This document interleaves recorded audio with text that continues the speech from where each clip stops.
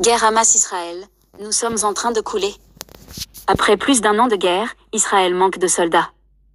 Plus d'un an après le début de la guerre contre le Hamas à Gaza, l'armée israélienne a du mal à recruter des soldats et les réservistes croulent sous le poids des tours de service. Israël mène une guerre sur plusieurs fronts, notamment contre le Hamas à Gaza et le Hezbollah au Liban, qui a fait 771 morts et 4500 blessés parmi ses soldats. Et plus d'un an après le début de la guerre contre le Hamas à Gaza, l'armée, qui compte quelques 170 000 soldats, est à la peine. Selon celle qui se surnomme Tsahal, pour faire face au manque d'hommes, environ 300 000 réservistes ont été rappelés, dont 18,3% étaient pourtant dispensés, ayant plus de 40 ans. Les périodes de réserve ont également été allongées et certains réservistes protestent contre ces mesures qui les privent d'une vie de famille, parfois pendant plus de 6 mois consécutifs. Les concessions sont devenues trop importantes. Nous sommes en train de couler, a ainsi affirmé sur Facebook Ariel Seri-Lévi dans un message partagé des milliers de fois sur les réseaux sociaux. Le jeune homme a été appelé 4 fois depuis l'attaque du 7 octobre et dénonce ceux qui veulent qu'Israël reste au Liban et à Gaza.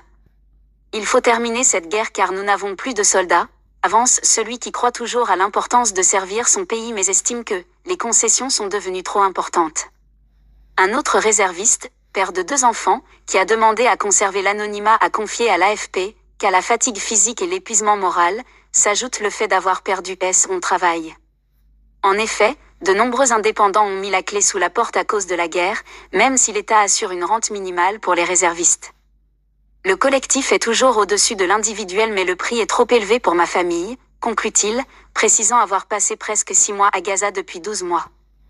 66 000 hommes bénéficient d'une exemption. La conscription des juifs ultra-orthodoxes, qui sont en partie dispensés de service militaire, est au cœur du débat public. Ils représentent environ 14% de la population juive d'Israël, selon l'Institut israélien pour la démocratie, IDI, soit près de 1,3 million de personnes.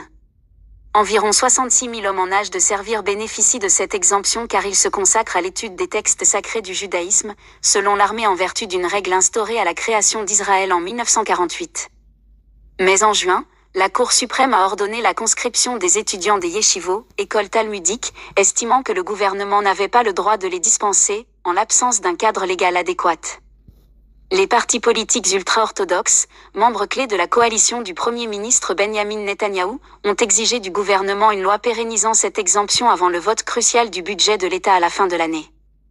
Une lettre ouverte, signée cette fois-ci par plus de 2000 femmes de réservistes du courant sioniste religieux qui concilie vie religieuse et participation à l'armée, demande d'alléger le poids de ceux qui servent. 6 hommes dispensés de réserve mais qui s'étaient portés volontaires sont morts au combat entre le 22 et le 28 octobre, dont un père de 10 enfants. David Zenou, rabbin de 52 ans, a, lui, été plus de 250 jours sous l'uniforme cette année, dont plusieurs semaines au Liban comme combattant. Selon ce père de cette fille 6 fois grand-père, c'est un mérite de servir un pays, mais surtout, n'oublions pas que c'est la guerre et que nous manquons de soldats.